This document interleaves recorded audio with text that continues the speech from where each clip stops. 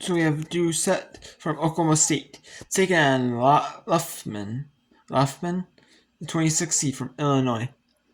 Doucet, he has the right to advantage, a minute 56, and it's locked up. So Luffman needs a takedown, and they're both at neutral.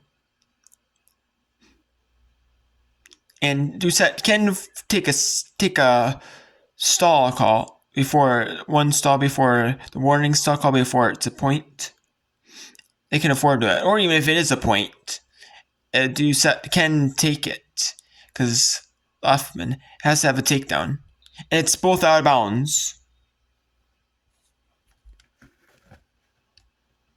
Yep, and as Luffman gets the point on the stall, so Doucet cannot have a second stall against him because it would go to overtime. But Doucet is actually going to attack, and that's a 2-1.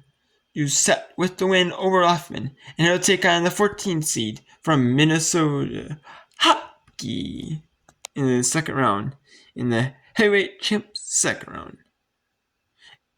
And now in session 2 later, when I'm watching session 2, I'm going to show you some more of the Minnesota matches from session 2, and who they play in the second round. Like, what I mean by who they play is, like, who they wrestle in the second round. And I haven't watched session.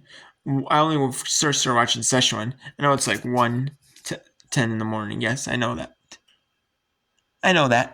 But I do want to watch the rest of session. I'm going to watch session 2 in the morning so I can catch up on that. But I'll do the same thing for session 2. It does show you the Minnesota wrestlers and the Minnesota wrestlers are facing.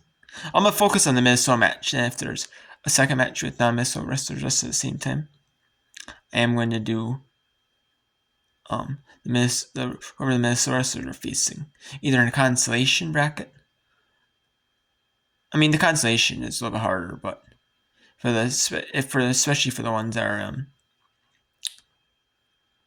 the championship rounds, I'll do that, and I'll focus on the Minnesota ones for the consolations as well.